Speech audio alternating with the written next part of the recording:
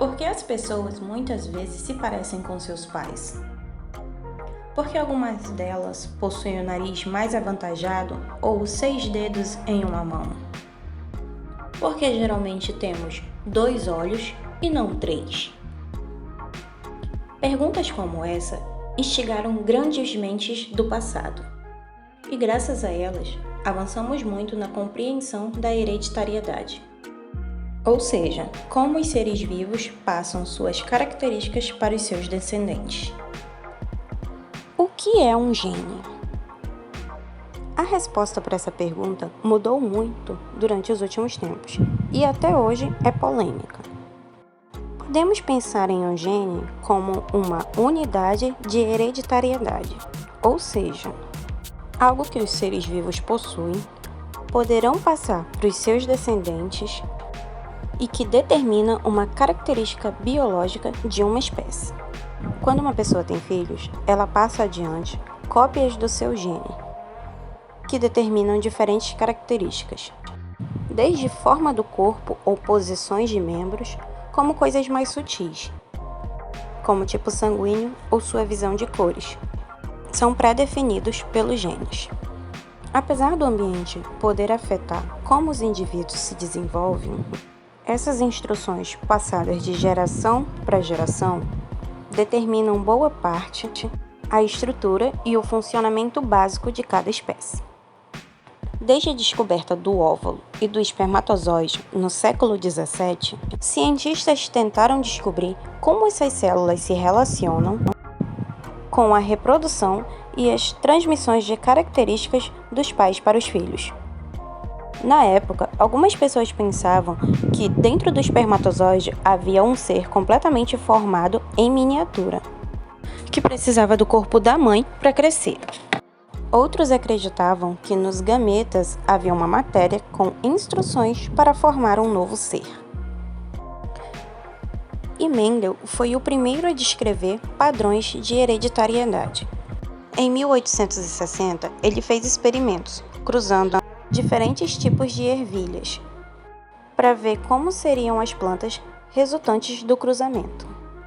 Ele descobriu que os seres sexuados passam metade das informações que os formaram para seus filhos.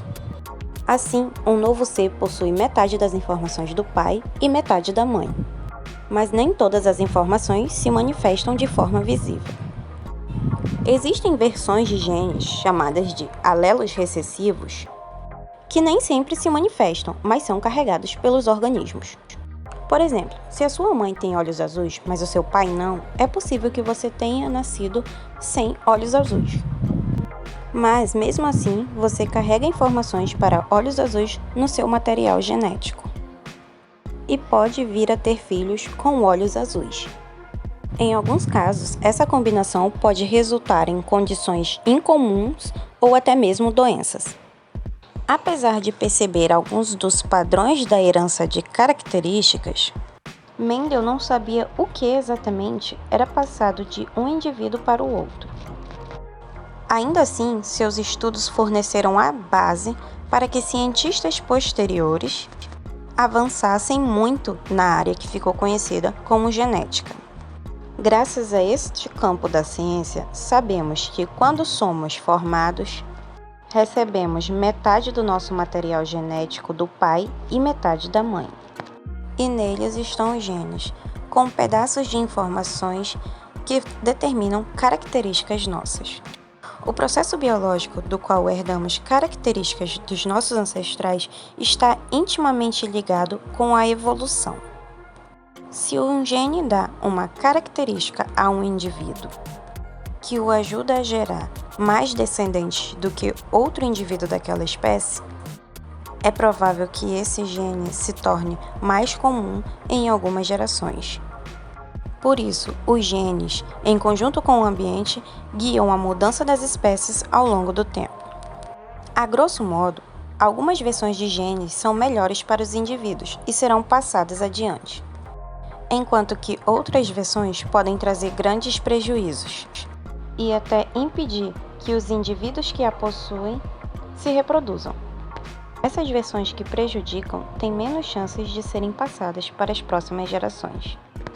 Ainda temos muito que aprender sobre como os genes funcionam e como eles interagem com o ambiente durante o desenvolvimento dos seres vivos. Mas levando em conta o que já sabemos, podemos dizer então que os genes estão por trás de muito mais coisas nas nossas vidas do que imaginamos. Mas para isso, precisamos que a ciência evolua bastante.